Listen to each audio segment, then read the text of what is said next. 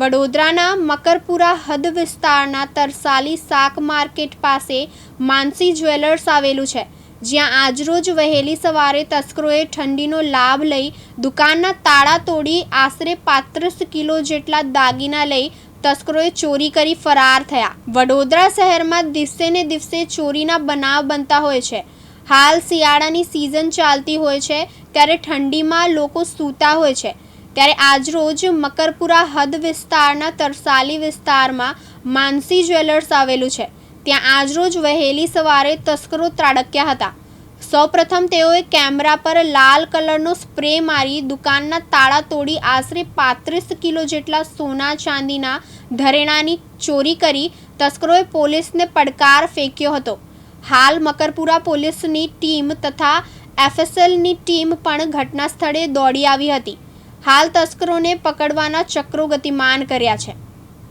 આજે સવારે છે ને 5:23 મારા પડોશીનો ફોન આવ્યો મારા ઘરે.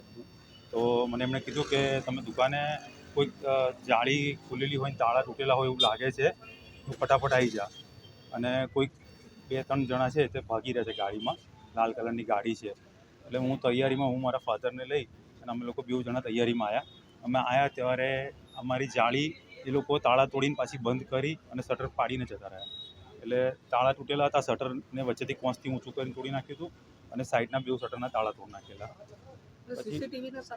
સીસીટીવીમાં એવું છે ને કે એ લોકો કંઈક લાલ સ્પ્રે આવે છે, એ એમને આ સાઈડથી આવીને અહીંયા સામેથી આવીને સ્પ્રે નથી નાખ્યું.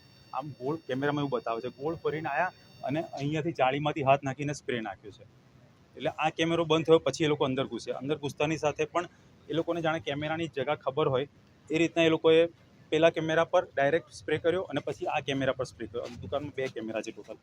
બંને કેમેરા પર સ્પ્રે કર્યો અને ત્યારબાદ મારું માનવું છે કે 3 જણા છે, કારણ કે 20 જ મિનિટમાં આ બધું થઈ ગયું છે.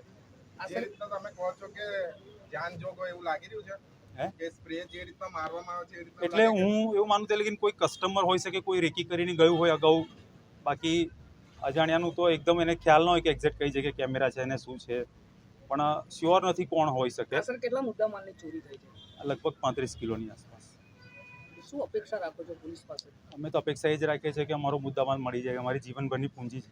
અને અઠવાડિયા પહેલાં પણ અહીંયા એક બનાવ થયેલો હતો. તે ટાઈમે શું છે, આજુબાજુ લેબર કામ કરતા હતા એટલે જાગી ગયા ને એ લોકો સફળ ના થઈ શક્યા એમના કામમાં. જાળી તાળું તોડ્યું અને નીકળી ગયા. અહીંયા આગળ ભાગ્યલક્ષ્મી જ્વેલર્સ છે, ત્યાં પણ આ બનાવ બનેલો, પણ એમાં એ લોકો સફળ ના થયા અને અઠવાડિયામાં જ અમારે ત્યાં આ થયેલું. મારું નરેન્દ્ર કૈલાસચંદ્ર શાહ છે નામ, માનસી જ્વેલર્સ. વિજય ચૌહાણ, દિવ્યાંગ ન્યૂઝ.